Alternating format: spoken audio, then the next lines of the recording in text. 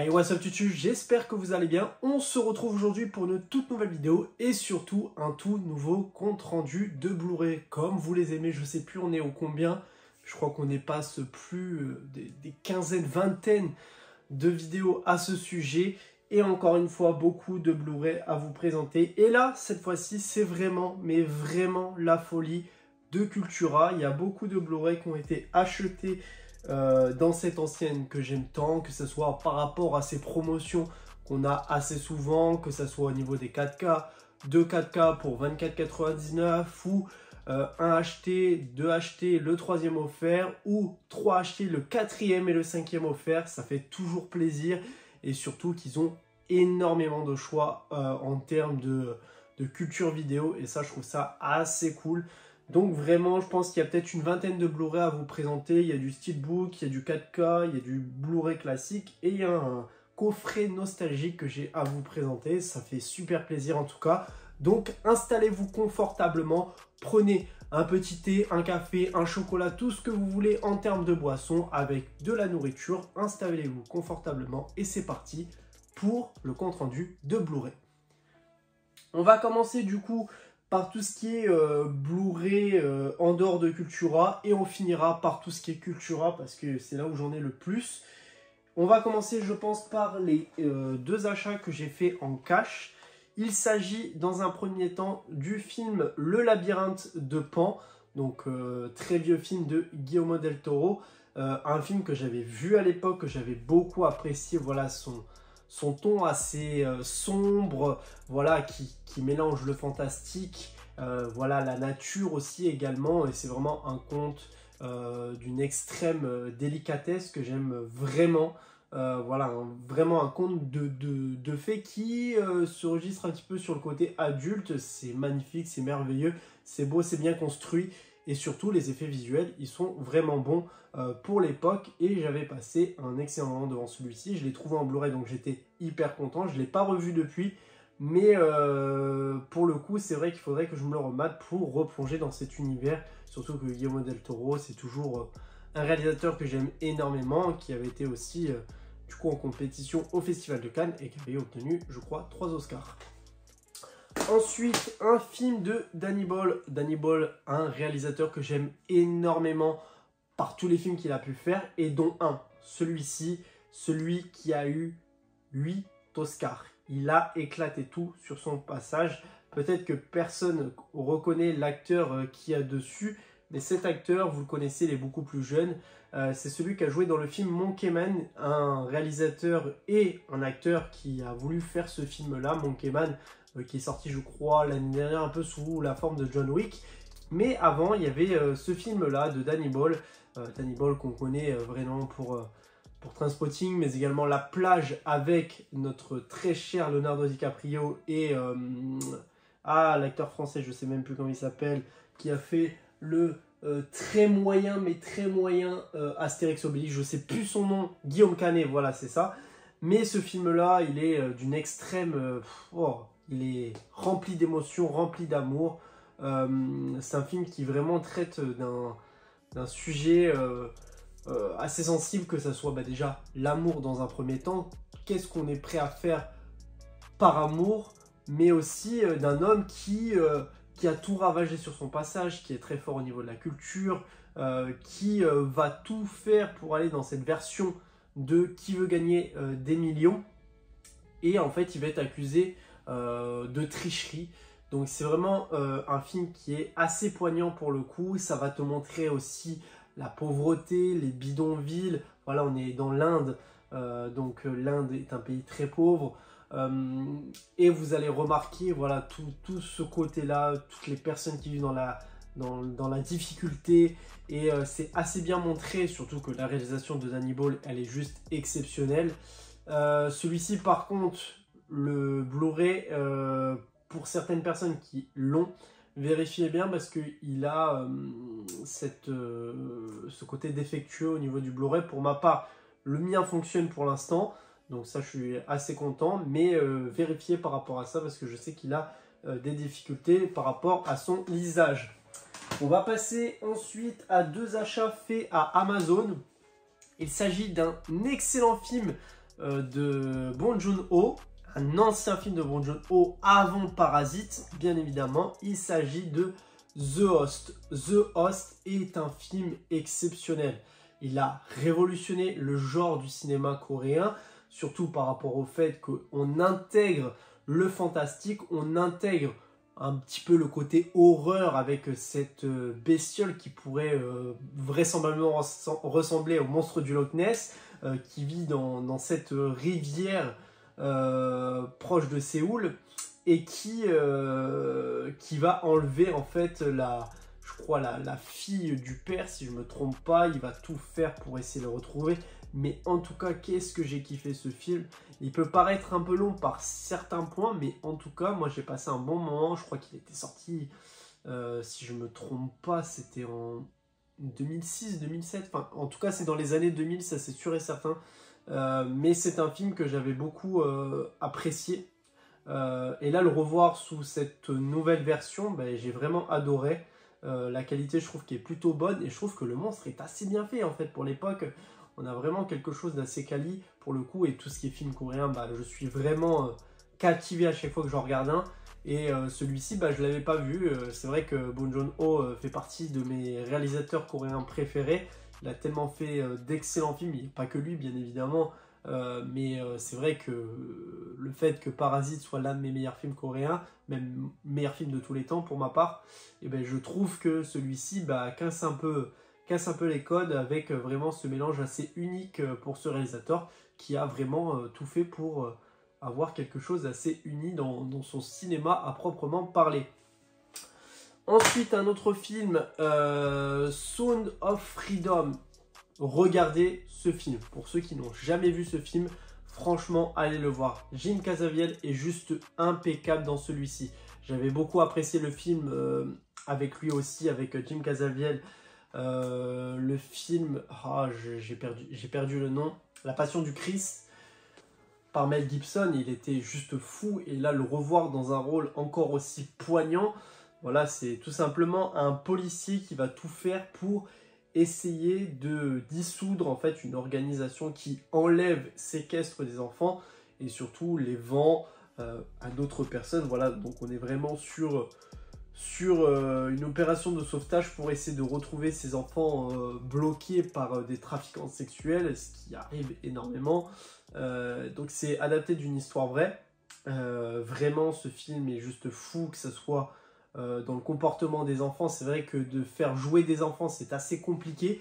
Et là, j'ai ressenti toutes les émotions qu'on avait par rapport aux enfants. Sachant qu'en plus, quand il y a certains enfants qui parlent, on a gardé la voix originale, que ça soit même dans la version française. Et ça, j'ai trouvé ça encore mieux, parce que du coup, ça rajoute encore plus l'émotion quand on entend parler les enfants. Et on sent les enfants assez émus quand ils parlent, parce qu'on a l'impression qu'ils ont vraiment vécu ça.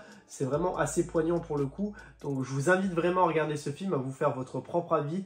Et je pense que vous ne serez pas déçus. Vous ressortirez peut-être pas indemne en termes d'émotion, parce qu'il est juste bluffant, il est juste marquant. Et c'est un film vraiment assez bon à voir. Et je pense que celui-ci est un film qui a le mérite d'être regardé. Ce film Sound of Freedom. On va passer au côté nostalgique. Il s'agit du coffret de Tom Sawyer. Je n'ai pas encore revu cette magnifique série que j'avais pu voir à l'époque. Je ne suis même pas sûr d'avoir vu l'entièreté de la série, mais c'est une de mes séries d'enfance que j'aimais beaucoup. Bon, même si c'est pas sorti du tout à mon époque, mais c'est vrai que c'est une série que j'ai vraiment appréciée. On n'a que 49 épisodes au total. Moi j'avais commencé à la regarder, je crois que c'était sur TJ, parce qu'il a repassé sur TJ. Après on a eu des épisodes sur France 3 par la suite. Et moi c'est vrai que chez mon oncle je regardais beaucoup sur le groupe Canal+, on avait TJ, il passait énormément d'épisodes de cette série. Et franchement j'aimais beaucoup ce côté aventurier. Voilà, on avait des univers complètement différents à part entière, qui à chaque épisode était différent. Ça t'amenait un petit peu un côté sur la vie, sur la vision de l'humain, sur la vision de l'enfant aussi surtout. Parce que voilà, cet enfant qui rêve de découvrir le monde, qui rêve de découvrir les États-Unis, est juste bluffant, et surtout avec ce générique assez mythique. C'est vrai que ce coffret est assez complexe, on pouvait le retrouver assez facilement donc comment des fois des caches, etc. C'est vrai que moi je l'ai trouvé dans un cache après, et là c'est pas du tout dans un cache, je l'ai eu sur Vinted, je l'ai eu on va dire un assez bon prix, je crois que on peut le trouver dans une cinquantaine d'euros, je crois que je l'ai payé je crois dans les 28 euros avec frais de port, je crois que ça m'est revenu à 33-34 euros.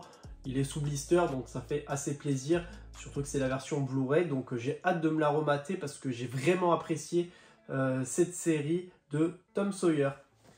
Ensuite, on passe au tout dernier film avant d'attaquer les Cultura. Il s'agit du film Flow qui a été récompensé, que ce soit au César et aux Oscars.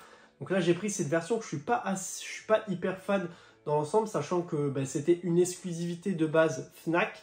Après, par la suite, on a eu les versions classiques, des Blu-ray classiques. Je préfère les Blu-ray classiques dans les différentes enseignes qui sont sorties, donc ça soit Cultura, etc. Parce qu'au départ, on n'avait que la version DVD. Et on a eu cette première version qui est arrivée dans les magasins Fnac. Mais après, j'aime quand même voilà, ce côté parce qu'il y a une espèce de petit relief sur le chat et sur le mot Flow. Donc je trouve ça assez sympathique dans l'ensemble. Mais c'est un film que je n'ai pas eu encore l'occasion de voir. C'est vrai que j'avais vu les Césars et les Oscars quand j'ai vu que le film avait été récompensé autant de fois. Donc je pense qu'il a le mérite d'être vu. Déjà au vu des images, ça a l'air d'être juste incroyable en termes de design, d'animation, ça a l'air fou. Je crois que c'est un film qui n'y a pas du tout de dialogue si je ne me trompe pas, ou du moins très peu. Mais c'est un film qui a l'air vachement beau en termes d'histoire, en termes côté poétique aussi, pour le coup, surtout sur la vie animale et surtout sur la vie de ce chat, surtout que c'est un chat noir, les chats noirs sont souvent porteurs de malheur, donc c'est vrai que c'est un film qui a, je pense, le mérite d'être vu, et je pense que je vais foncer très prochainement le regarder, sachant qu'il, je crois, il dure 1h20, donc c'est vraiment très très peu, et j'irai voir celui-ci. Dites-moi dans les commentaires d'ailleurs si vous l'avez vu. On passe ensuite au Blu-ray acheté à Cultura. Donc à Cultura, je me suis pris le film en 4K Twister que j'avais été voir au cinéma, je crois en salle Ice si je ne me trompe pas. J'ai beaucoup apprécié ce deuxième volet, qui est plus un reboot de la version originale. J'ai trouvé le film plutôt bon, j'ai passé un excellent moment, les effets spéciaux sont bons, les acteurs étaient bons. J'ai passé, voilà, vraiment c'est un film classique. Je trouve qu'il ne dégage pas non plus énormément dans l'estime, mais il fait vraiment le taf par rapport à ça. On a vraiment un bon film de catastrophe, un bon film avec des tornades, des tempêtes, on en voit énormément. On a le côté western, voilà, les pick-up, etc. Je trouve que c'est assez bien amené là-dedans. Et voilà, un film plutôt bon à regarder. Et j'avais vraiment apprécié ce film Twister avec Daisy Edgar Jones, on avait Glenn Powell et Anthony Ramos, donc vraiment de très bons acteurs qu'on retrouve dans celui-ci. Et pour le coup, 19,99 le Twister 4K, ça fait extrêmement plaisir. Donc je me le remettrai très prochainement. Et pour faire avec l'offre, je me suis pris du coup le film Eternal Sunshine. Donc un film que je n'ai jamais vu, mais c'est par rapport à son casting qui m'a interpellé. Donc on retrouve quand même de très bons acteurs. On a Jim Carrey, Kate Winslet, Kirsten Dunst, Mark Ruffalo et Elijah Wood. Donc vraiment un film qui a l'air vachement intéressant au niveau de son casting. Ça a l'air d'être un film assez romantique et fantastique dans le même ton en fait. Donc je ne sais pas si vous l'avez déjà vu et qu'est-ce que vous en avez pensé. Ça m'intéresse énormément d'avoir votre avis parce que je ne sais pas du tout à quoi m'attendre sur ce film-là. Mais au vu de la note qu'il a, c'est aussi ça qui m'a interpellé. Je crois qu'il a une note de 4,1 ou un truc comme ça. Enfin, en tout cas, il a une bonne note, ça c'est sûr et certain, sur 5. Donc vraiment, le casting a l'air d'être assez exceptionnel, assez poignant parce que je vois les images derrière et ça me donne froid dans le dos. Et voilà, surtout que voir des acteurs comme ceci remis vraiment dans un seul et même film, de très bons acteurs, donc ça fait vraiment plaisir. Donc j'ai hâte de le découvrir, celui-ci. En steelbook, je me suis pris le fameux film qui a été interdit en France aux moins de 18 ans. Il s'agit de notre très cher Terrifier, Art le Clown. Vraiment, je trouve le steelbook vachement beau. J'avais été le voir au cinéma, celui-ci. C'est vrai qu'il y a eu des scènes assez gore, mais on n'est pas non plus sur de l'extrême. Pour moi, la scène du 2 reste toujours aussi mythique, même s'il y a une scène dans celui-ci qui reste mythique. Et la fin, je la trouve plutôt assez ouverte, encore une fois. Et on aura, je crois, le 4e film qui sortira en 2026 ou 2027, qui est prévu et qui sera l'origine de Art le Clown. Mais vraiment, j'ai passé un bon moment devant celui-ci. C'est pas non plus exceptionnel, mais voilà, il y a du gore, il y a du drôle, il y a tout ce qu'il faut, voilà. J'ai vraiment passé un bon moment et surtout qu'il a éclaté le box-office alors que le film a été plus ou moins interdit en France. Donc c'est vrai que ça fait extrêmement plaisir d'avoir ce petit steelbook Art le Clown. J'avais pas eu la version avec où tu avais le steelbook, tu avais le coffret complet. C'est vrai que je me suis pris un peu tard et malheureusement j'ai pas pu l'obtenir. Dites-moi d'ailleurs dans les commentaires si vous voulez une vidéo où je vous montre tous les steelbooks que j'ai, parce que c'est vrai que c'était pas ma cam au départ, mais je commence à en accumuler pas mal. Donc c'est vrai que ça serait l'occasion de vous faire une vidéo. Je pense que j'en ai au moins plus d'une dizaine, quinzaine. Donc ça peut être vraiment intéressant de vous faire une vidéo là-dessus pour vous montrer les différents visuels que j'ai en termes de steelbook et en termes de films, parce qu'il y en a vraiment pas mal. D'ailleurs, en parlant de steelbook, un autre steelbook, un film que j'avais beaucoup apprécié, qui je pense fait partie de mes films live action préférés de chez Disney, c'est Les Rois Lions. Et là, celui-ci, on a un excellent visuel, que ce soit le devant, que je trouve vraiment beau, voilà, avec Mufasa et Mufasa en plus petit.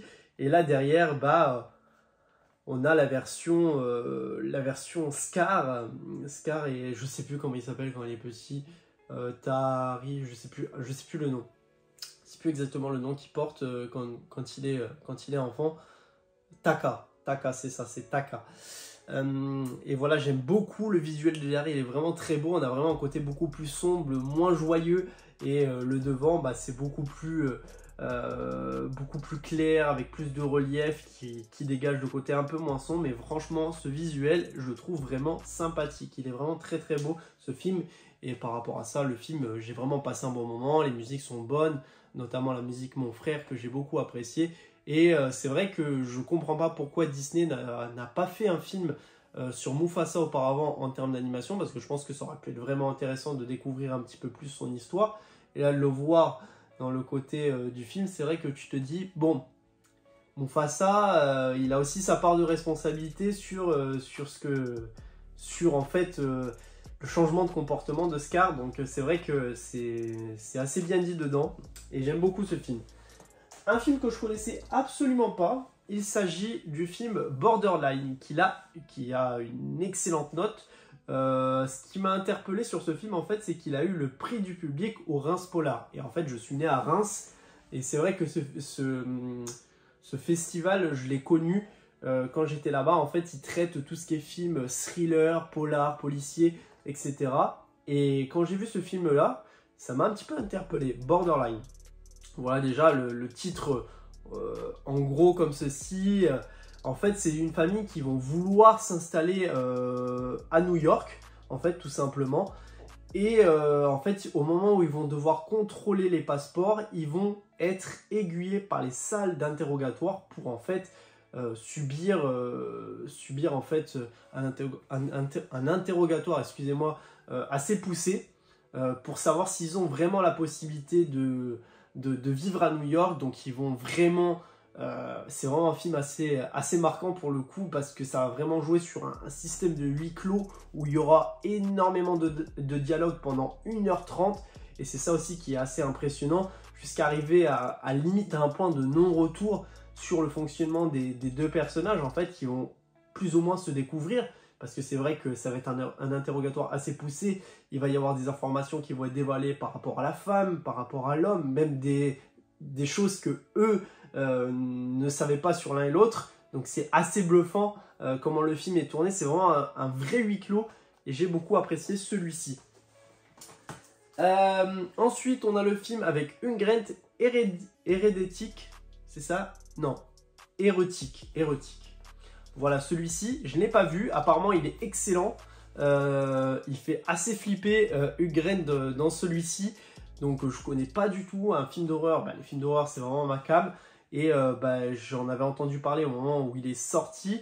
Et c'est vrai que tout le monde avait dit qu'il était assez bon. En plus, c'est A24 en studio, donc ça fait toujours plaisir. Le pacte aussi qui est avec. Donc, on a vraiment un film qui peut être vraiment intéressant. Donc, j'ai hâte de le découvrir, sachant que Hugh Grant, c'est vraiment un acteur que j'aime beaucoup sur ce qu'il propose.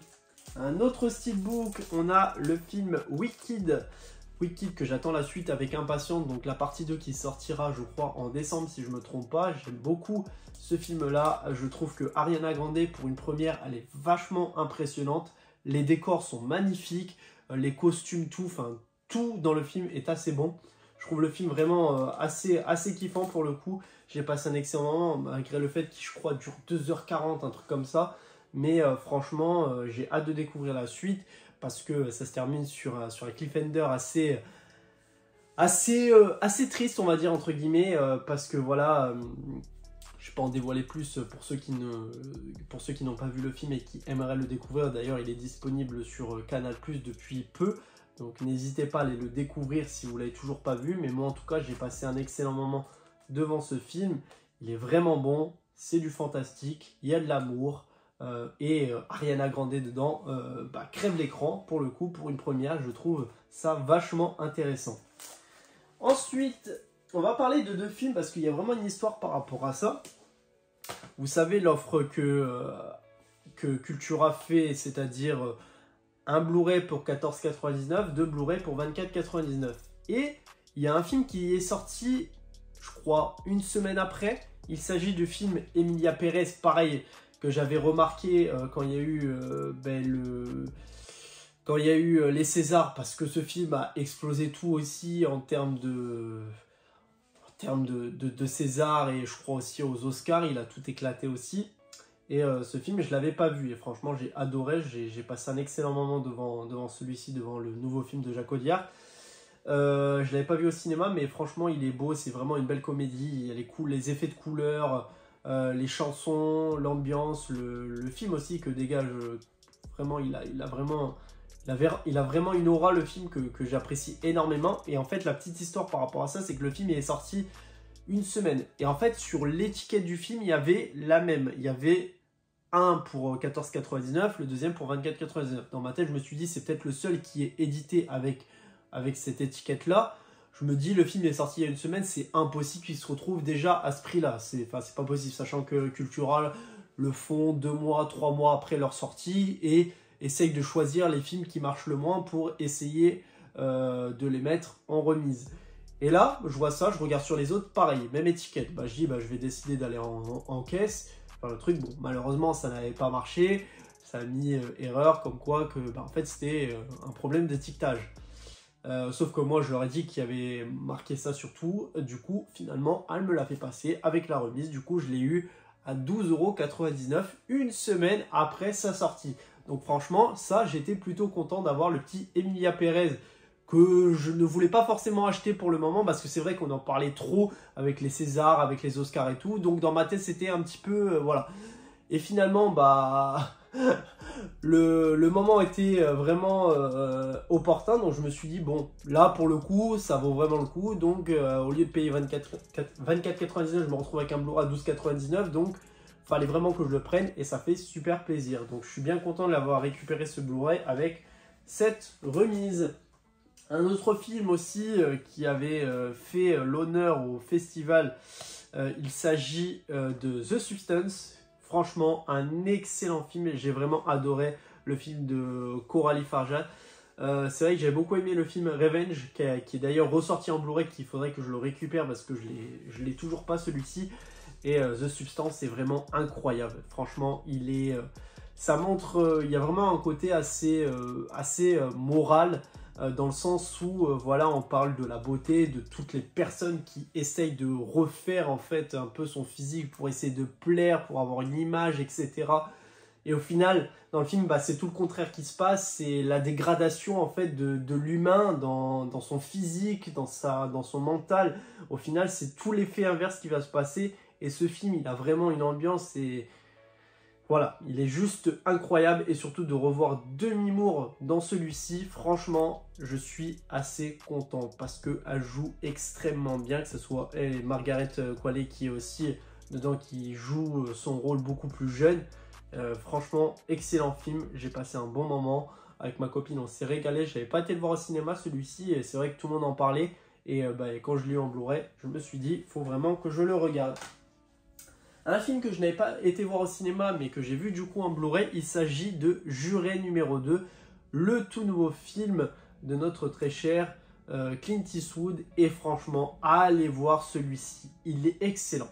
Ça parle de juridiction, de la justice, il y a un côté policier, c'est excellent, où vous allez retrouver en fait, il va y avoir un meurtre, et en fait, une personne qui va être jurée, qui va être choisie au hasard pour assister à cette reconstitution, à ce jugement. Par rapport à ça, d'ailleurs, dedans, il y a l'acteur qui joue, alors je sais plus son nom d'acteur, mais qui joue dans la série sur Netflix que j'aime beaucoup, Night Agent, qui est excellente. D'ailleurs, j'attends la saison 3 avec impatience, qui du coup se retrouve suspecté, mais finalement, en fait, le vrai suspect, bah, c'est le juré qui a été choisi au hasard. Il va se rappeler qu'au final, en fait, il pensait avoir percuté un animal sur la route. Finalement, c'était pas un animal qui avait percuté, mais c'était bien une personne. Donc, il va essayer de dissuader le plus qu'il peut pour essayer de ne pas se faire prendre par rapport à ça, mais l'histoire, elle te retourne le cerveau, ça passe par différentes façons de contournement, mais excellent film. Clint Eastwood me régale encore une fois avec ce film. Franchement, j'ai passé un bon moment devant ce juré numéro 2. Et j'aimais pas, il y avait la version, c'était Steelbook Blu-ray dégueulasse là, et quand j'ai vu la version classique, je me suis dit, il faut vraiment que je la prenne, et j'ai passé un bon moment. On va avancer un peu plus vite parce qu'il reste encore pas mal de Blu-ray. On a le film Panic Room. Panic Room, excellent film que j'avais beaucoup apprécié à l'époque. Je l'avais re-regardé, je crois qu'il était sur Max, si je ne me trompe pas. Et c'est vrai que je cherchais absolument qu'il y ait une version Blu-ray qui sort, version Steelbook qui sort. Bon, le Steelbook, je ne le trouve pas non plus exceptionnel, il n'est pas non plus incroyable, même l'arrière. Voilà, c'est vraiment, ça casse pas trois pattes à un canard, vraiment excellent casting. On a Kristen Stewart, Jared Leto, etc. Franchement, on a un excellent casting et Jodie Foster, bien évidemment.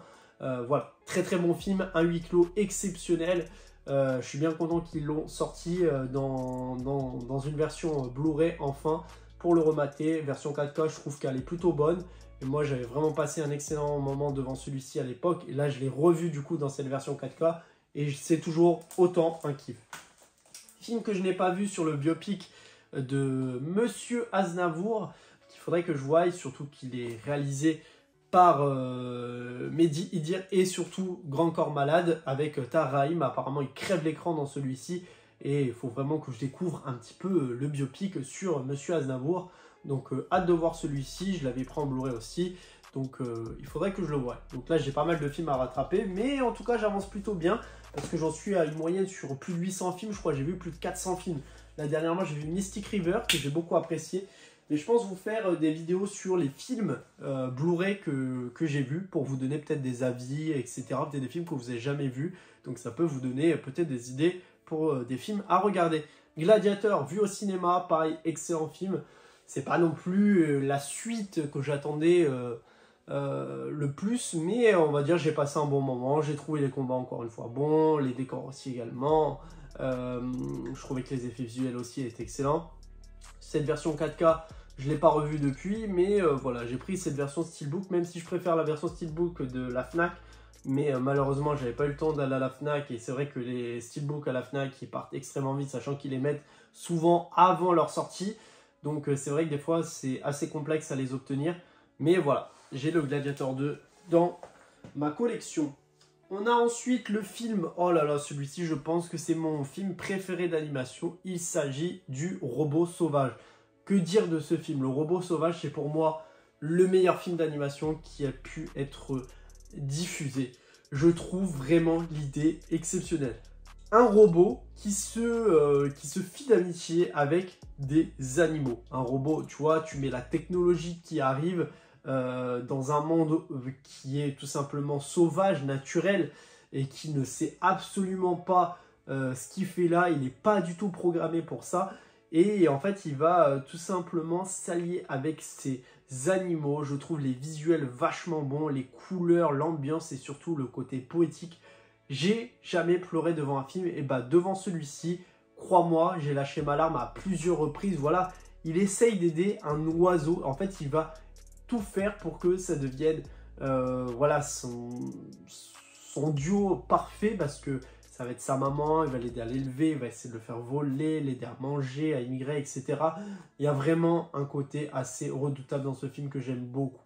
J'ai vraiment apprécié ce film, Le Robot Sauvage. Et si vous ne l'avez pas vu, foncez voir celui-ci. D'ailleurs, j'en ai même fait une petite collection parce que j'ai mis comment la carte postale qu'il y avait dedans et j'ai acheté la pop aussi de ce film. Tellement que j'apprécie ce film, j'en ai vraiment fait un côté que je vous montrerai parce que c'est vraiment assez beau. Mais moi, j'ai adoré ce film, Le Robot Sauvage. Pour moi, c'est l'un de mes meilleurs films d'animation pour le coup. Ensuite, on a le film Kill, film que je connaissais pas du tout, qui est sorti un peu par hasard, qui, moi, je trouve, me fait un petit peu penser à John Wick. Vraiment, le côté gore, ça se passe vraiment aussi dans un huis clos, c'est dans un train, il y a de la violence, il faut essayer de se sortir de ce train. Donc voilà, il y a vraiment de l'action pure et dure, donc c'est vraiment un film bourrin à aller voir. C'est un film du coup indien, donc c'est vrai que c'est rare d'avoir des films indiens. Et là j'ai vu ce film là, j'en avais entendu parler. Donc voilà, film sans prise de tête, avec de l'action, ça fait plaisir. Et pour terminer, le film Coraline qu'ils ont ressorti. Donc voilà, très bon film que j'avais vu à l'époque, qui pour ma part je trouve n'est pas forcément dédié aux enfants. Parce que voilà, il y a un côté assez sombre, assez malsain, même si j'aime beaucoup l'univers que dégage ce film, même aussi... la patte de design qui est apportée dans celui-ci, mais excellent film pour le coup. Coraline fait partie des films d'animation qui ont marqué le cinéma de ce genre, et franchement encore une fois j'ai passé un bon moment devant celui-ci. Ça rejoint un petit peu la patte de l'étrange Noël de Monsieur Jack, etc. C'est vraiment la même ambiance, même patte de design, voilà, un peu modelé, voilà cet effet-là, mais je trouve que les couleurs sont bonnes, tout ce que dégage le film est assez bon. Et je l'ai revu dernièrement et j'ai encore une fois passé un excellent moment. Je trouve que le film est vraiment très bon. Voilà du coup tous les films que j'avais à vous présenter dans cette vidéo. N'hésitez pas à me dire dans les commentaires si vous avez vu les films que je vous ai présentés, à me dire votre avis. Ça m'intéresse toujours de vous lire dans les commentaires. N'hésitez pas à liker la vidéo, la commenter, la partager et surtout à vous abonner. On se retrouve très prochainement pour une toute nouvelle vidéo. Allez, salut tout le monde. Peace!